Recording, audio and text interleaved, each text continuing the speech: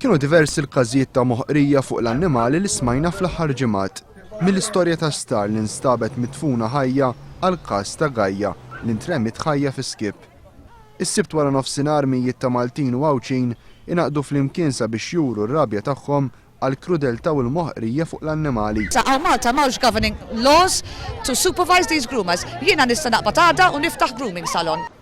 Il-missiex simbolika ġiet organizzata madwar id-dinja kollha taħt it-tema Where the Van to End Animal Cruelty. L-organizzaturi lokali qalu li l-gvern għandu jkun aktar effettiv biex ikunu evitati każijiet ta' moħqrija fuq l-annimali. Mhix Malta biss, id-dinja kollha pallum għal satej sħaħ jingħaqad biex nuru solidarjetà mal-annimali li ġew abbużati.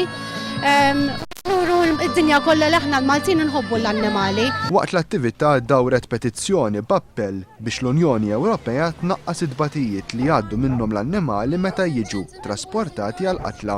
Din hija dwar l-annimali fl-Ewropa, ħafna minnhom ibatu ħafna sakemm jaslu għal post fejn joqtluhom u hemm inizjattiva nista' nagħtik il-website nixtiequ li nies jissapportjawna billi jiffirmaw din petition.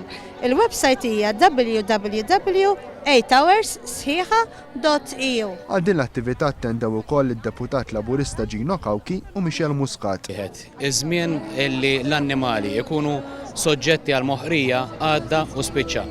Kull min jaħseb li jista' jagħmel atti ta' krudeltà fuq l-annimali u jgħaddi għalixxa għandu jkun biex ngħidu hekk imwissi li llum ukoll l-annimali għandhom id-drittijiet tagħhom. Bħala pajjiż irridu ngħinu lil dawn l-annimali u lil min joħsibhom mhux bil-paroli biss u billi nippużaw imma bis-serjetà. Fit-tmiem il-mixja nxtelu numru ta' xemat quddiem il-palazz tal-Belt Valletta.